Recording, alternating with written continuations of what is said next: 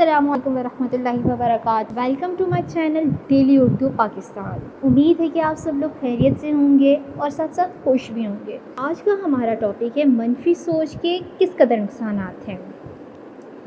मनफी सोच का मतलब क्या है? मनफी सोच जो हम नेगेटिव, किसी के बारे में नेगेटिव थिंकिंग जो रख रहे होते हैं, कोई इंसान हमारे सामने आ जाए उसके बारे में हम अच्छे ख़यालात के बजाय गलत ख़यालात तसव्वुर करें तो उसकी हमारी ज़िंदगी में कुछ ना कुछ तो नुकसान होते ही हैं ना। तो आज हम उस नुकसानात के बारे में बात करते हैं। अच्छा, तो फ्रेंड्स एक बात याद रखिएगा आप लोग कि इंसान को इतना नुकसान इसकी कोई बड़े से बड़ा दुश्मन नहीं पहुंचाता जितना नुकसान उसकी सोच पहुंचाती है। जैसे कि उसकी मनफी सोच हो गई। आपकी ज़िंदगी में कम तालीम के साथ, कम तजर्बे के साथ, कम वसाइल के साथ, थोड़े पैसे के साथ तो तरक्की कर सकते हैं, लेकिन अगर आपकी सोच मनफी है तो आप कभी तरक्की नहीं कर सकते। दुनिया में जिस शख्स ने भी गैर मामूली कामयाबी हासिल की है, जिस शख्स ने भी कोई बड़ा काम किया है, इस शख्स की सोच मस्बत थी, यानी उसकी पॉजिटिव थिंकिंग की वजह से वो अपने बड़े से बड़ा काम कर सका है। मनफी सोच वाले शख्स की ज़िंदगी हमेशा दूसरे लोगों के रास्ते से हटाने या फिर दूसरे लोगों को गालियाँ देते और बुरा भला कहते हुए गुजर जाती है। एक मनफी सोच वाले जहन के हामिल शख्स को मस्बत की अलामात में भी दो मनफी नज़र आते हैं। वो कहते हैं कि एक मनफी खड़ा है और एक मनफी बैठा है। 1000 खूबियाँ इस मनफी सोच के हामिल शख्स के सामने किसी चीज़, अदारे या काम किसी की बयान की जाए, यह शख्स 1000 खूबियों को सुनने के बाद भी कोई ना कोई वजह या खामी तलाश कर ही लेता है।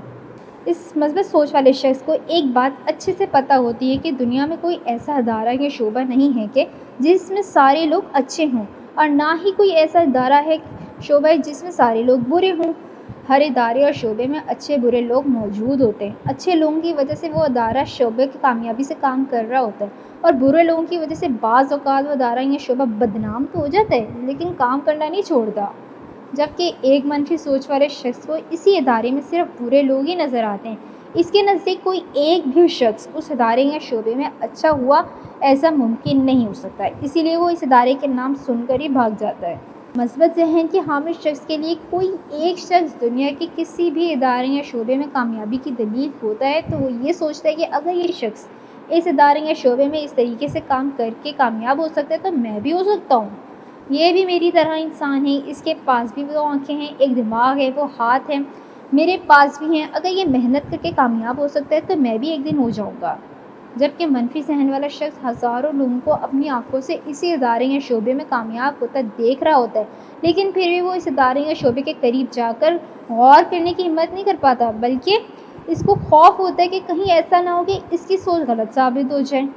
लिहाजा आपके लिए एक अहम पैगाम ये है कि मस्बत रहें तो ज़िंदगी आसान होगी, मनफी रहेंगे तो ज़िंदगी मुश्किल हो जाएगी।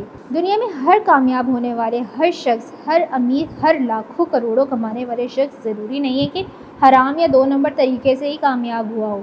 बहुत से लोग हलाल तरीके और दूसरे लोगों की मदद करके और सख्त मेहनत करके भी कामयाब होते हैं।